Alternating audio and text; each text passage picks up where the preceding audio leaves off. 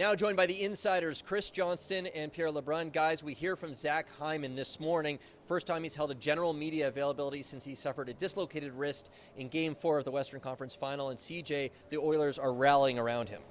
Absolutely. I mean, look, this is an emotional leader of this team. Someone, when they lost Game 7, we've seen the video of him standing up and saying, guys, I know it hurts right now, but we're going to be back here. They get back here, and unfortunately, he's just not able to play. And so this has been a tough time for Hyman. He mentioned that Connor McDavid, actually, when he left Game 4 against Dallas, was the first of his teammates to come and comfort him in the dressing room, had some words for him, and he said that's when he broke down, that it meant a lot to him that McDavid had done that. And so they're rallying around him. And a good question by our colleague Pierre LeBrun. He's rallying around them. He mentioned he's going to be trying to be sort of an eyes in the sky, you know, an extra set of eyes, obviously a veteran player on this series, and trying to give little pointers to his teammates, doing whatever he can, not on the ice, to help them win a cup. Yeah, and such a massive loss on the right side there, the chemistry that him and McDavid have. And so Corey Perry, elevated role, yes. But, you know, I think it's going to be by committee. Connor Brown, who says he's ready to go, although game time decision. That right side has such a different look now between without Zach Hyman, and Chris Knoblauch said today it's going to take more than one player to try to fill that void. Connor McDavid was held to 11 points in 7 games last year, so the Panthers, they did keep him quiet at some key moments. What's the key to doing it again, Chris?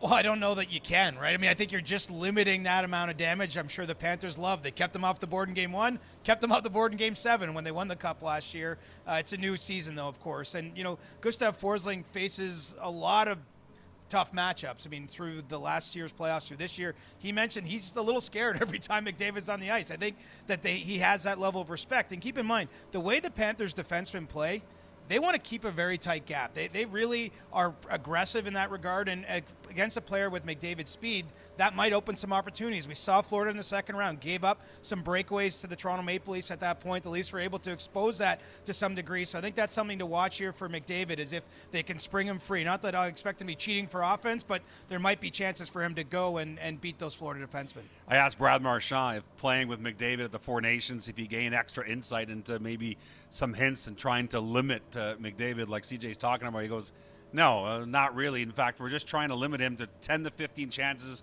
instead of 20 to 30. A lot of people laughed in the room when Marchand said that, except I'm not even sure he was kidding. So it is a rematch. A lot of familiar faces on both sides, but both teams are different. They've made additions.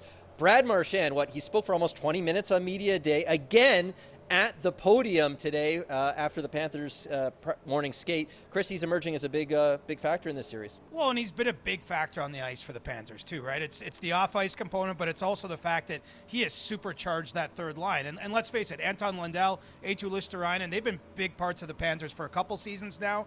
But I think offensively, that line has really unlocked something with Marchand beside them. They're among the scoring leaders on the team, and I think that that's part of what's made Florida a little bit better in this year's playoffs in some ways than they've been, even reaching the final the last 2 years. And so, you know, I think Marchand is going to be a big figure. He's a big personality, but he's a big presence on the ice. And to me, what's been most compelling is after 16 years in Boston, who knew what you were going to get from him, right? And Barkov said, I feel like he's been on our team for 16 years, and it's only been a couple months. From one Boston Bruin to another, a former Boston Bruin, Trent Frederic, when the Oilers went to get the trade deadline, they really craved his physicality in that aspect. They felt they needed that in their lineup.